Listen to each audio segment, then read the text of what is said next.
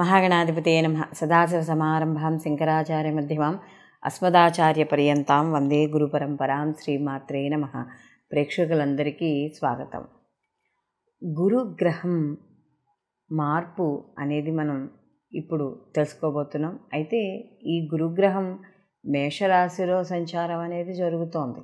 అయితే ఇక్కడ మనకి ఈ ఫిబ్రవరి 3వ తేదీ నుండి ఏప్రిల్ 17వ తేదీ వరకు కూడా గురువు అశ్విని నక్షత్రం నుండి భరణీ నక్షత్రానికి ఆయన మార్పు చెందడం అనేది జరుగుతుంది. అంటే భరణీ నక్షత్రానికి అధిపతి వచ్చి శుక్రుడు.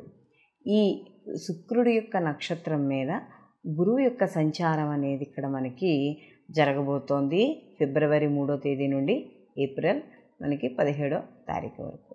అయితే మరి ఇక్కడ కానీ మనం చూసుకున్నప్పుడు గురువు శుభగ్రహమే, అలాగే ఇక్కడ మనకు శుక్రుడు కూడా శుభగ్రహమే. రెండు మనకి గురుగ్రహాలకు సంబంధించినవి.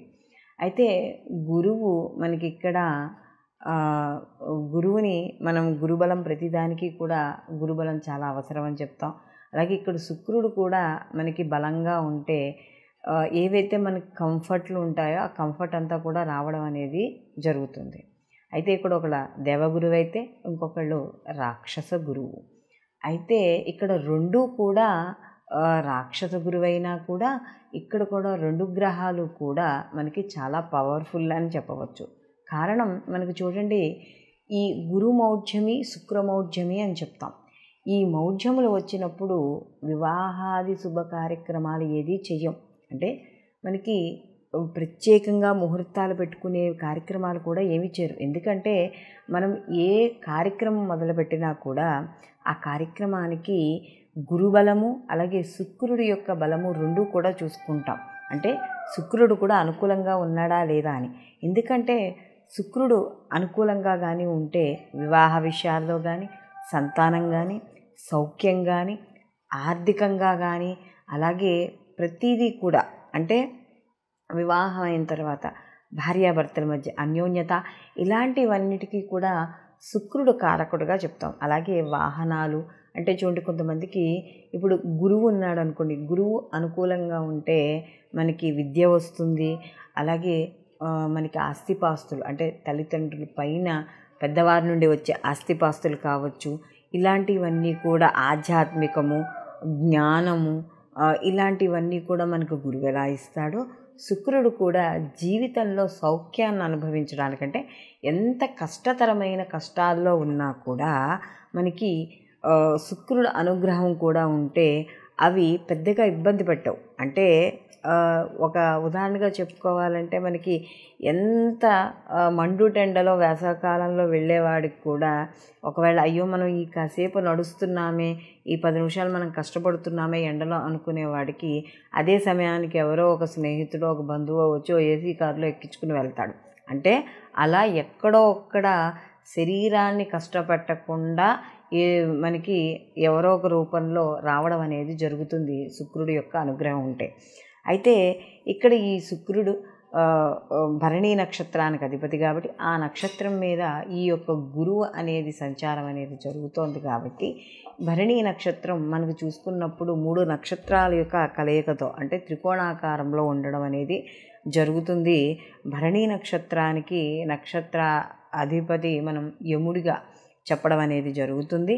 అలాగే ఇక్కడ మనకి వచ్చేటప్పటికి మధ్యనాడి, అలాగే శుక్రుడికి సంబంధించిన భరణీ నక్షత్రానికి సంబంధించినప్పుడు కూడా మనం స్త్రీలింగంగా చెప్పడం అనేది జరుగుతుంది. కాబట్టి ఇవి సహజంగా బేసిక్ కారకత్వాలుగా నక్షత్రాల గురించి మనం చెప్పుకునేటప్పుడు ఇలా వివరంగా చెప్పుకుంటాం. అయితే ఇప్పుడు ఈ గురువు ఈ శుక్ర నక్షత్రానికి సంబంధించిన దాంట్లో సంచారం చేయడం వల్ల అసలు ఎటువంటి ఫలితాలు ఉంటాయి ఈ యొక్క ద్వాదశ రాశుల వారికి అనే విషయాన్ని తెలుసుకుందాం.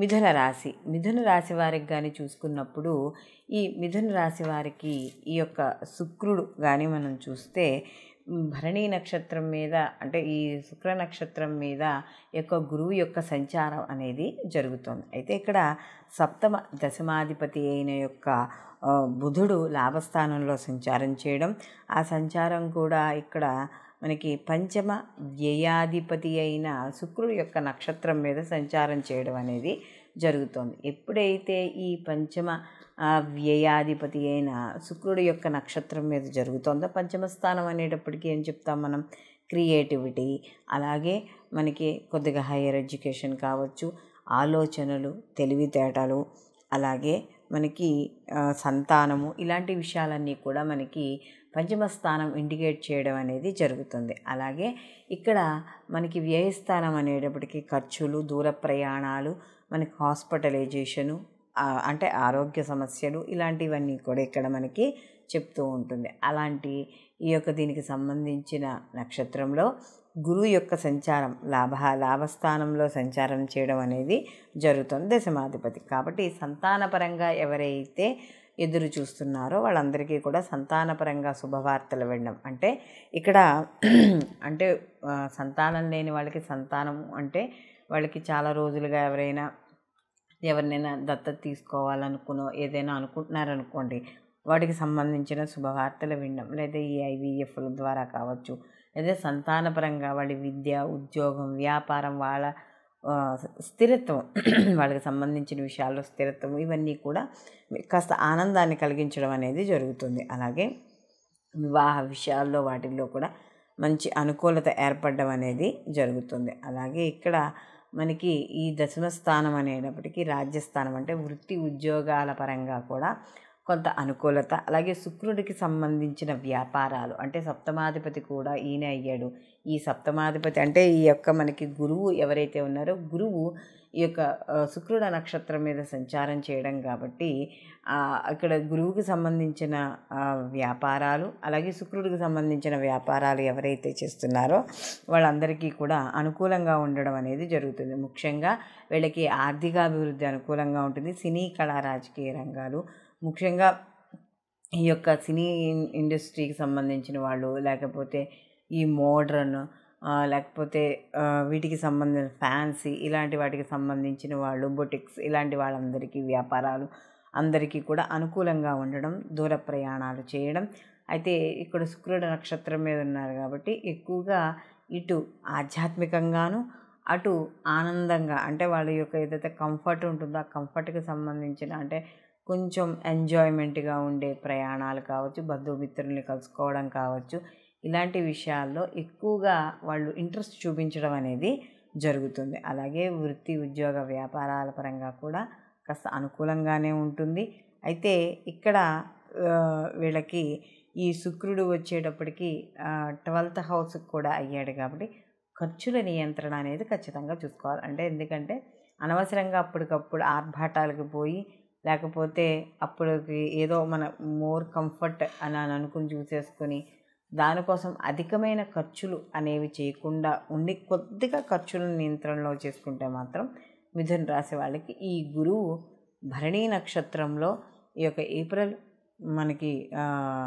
ఈ ఫిబ్రవరి 3 నుంచి ఏప్రిల్ 17వ తారీఖు వరకు సంచారం చేయడం వల్ల కాస్త వీళ్ళకి అనుకూలంగానే ఉండడం అనేది జరుగుతుంది. అయితే చిన్న చిన్న మధ్యలో ఖర్చులు అవి ఉన్నాయి కాబట్టి కాస్త హాస్పిటలైజేషన్ కావచ్చు, లేకపోతే వేరే వాళ్ళ గురించి అయినా సరే ఖర్చు చేయడం కావచ్చు, ఇలాంటివి ఉంటాయి. కాబట్టి వీటి ఖర్చు నియంత్రణ కోసం రోజు కూడా కనకదార స్తోత్ర పారాయణ చేయడం, ఉదయం లక్ష్మీ అష్టోత్తర నామాన్ని తెల్లటి పూలతో అమ్మవారిని ఆరాధన చేయడం, సుగంధభరితమైన పుష్పాలతో ఆరాధన చేయడం, అలాగే 2 పూట్ల అంటే ఉదయము సాయంకాలము కూడా దీపారాధన చేసుకోవడం, బొబ్బర్లని నానబెట్టి గోవుకు తినిపించడం, లేదు మాకు గోవు దగ్గరలో లేదు అనుకున్నప్పుడు బొబ్బర్ని ప్రసాదంగా చేసి గుళ్ళో వితరణ చేయడం ద్వారా కూడా శుభ ఫలితాలను పొందడం అనేది జరుగుతుంది.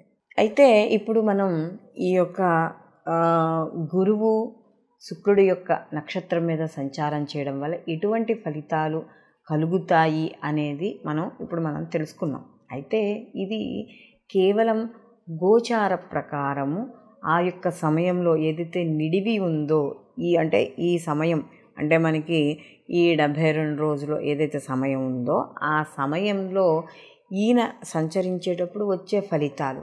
అయితే మనం ప్రతిసారి చెప్పుకునేదే, ఇక్కడ ఒకవేళ వ్యక్తిగత జాతకంలో కూడా వీళ్ళకి గురువు అనుగ్రహము లేదా శుక్రుడి యొక్క బలము, ఈ యొక్క గురువు కూడా శుక్రుడి యొక్క నక్షత్రం మీద ఇదే సమయంలో వాళ్ళ జన్మ జాతకంలో కానీ ఉన్నట్టు అయితే వాళ్ళకి ఇంకా మరిన్ని మంచి ఫలితాలు పొందడం అనేది జరుగుతుంది. దీనితో పాటుగా వీళ్ళకి వ్యక్తిగత జాతకంలో వాళ్ళ వ్యక్తిగత జాతకాలు కూడా తప్పకుండా పరిశీలనలోకి తీసుకోవాలి. ఎందుకంటే గోచారంలో ఒక వివాహం అవుతుంది అని మనం అనుకున్నప్పుడు, లేదా ఒక శుభకార్యం జరుగుతుంది, అయితే వీళ్ళకి ఒక పాజిటివ్ రిజల్ట్ ఉంటుంది, లేకపోతే వీళ్ళకి ఏదైనా చిన్న చిన్న ఇబ్బందులు వస్తున్నాయి అని మనం ఇప్పుడు ఏవైతే రాసుల వారీగా చెప్పుకుంటున్నామో వాటిల్లో కేవలం గోచార ఫలితాలతో మాత్రమే మనం చెప్పుకుంటున్నాం, వ్యక్తిగత జాతకాలు చెప్పుకోవడం లేదు. పూర్తిగా క్లారిటీ రావాలి అనుకుంటే మాత్రం తప్పనిసరిగా మనం వ్యక్తిగత జాతకాలనే పరిశీలనలోకి తీసుకోవాలి. అలాగే ఇక్కడ ముఖ్యంగా మనం గుర్తుపెట్టుకోవాల్సిన విషయం ఏమిటి అంటే, ఇక్కడ గురు శుక్రులు ఇద్దరూ కూడా మనకి శుభ ఫలితాలను ఇచ్చేవాళ్ళే. అయితే వాటి జాతకంలో, మన జన్మ జాతకంలో కావచ్చు, గోచారంలో కావచ్చు, వాటి ఉండే స్థితిని బట్టి, వీక్షణను బట్టి, అలాగే వాటికి ఏవైతే ఆ నిడివి గ్రహాల యొక్క డిగ్రీలు ఉంటాయో దాన్ని బట్టి ఫలితాలు ఆ యొక్క రాసులు వాళ్ళు, అంటే వ్యక్తిగతంగా ఏ రాశికి ఆ రాశి వాళ్ళు పొందడం అనేది ఉంటుంది అని మాత్రం తప్పనిసరిగా గుర్తుపెట్టుకోవాలి. సర్వేజన సుఖినో భవంతు, లోకా సంస్థ సుఖినో భవంతు.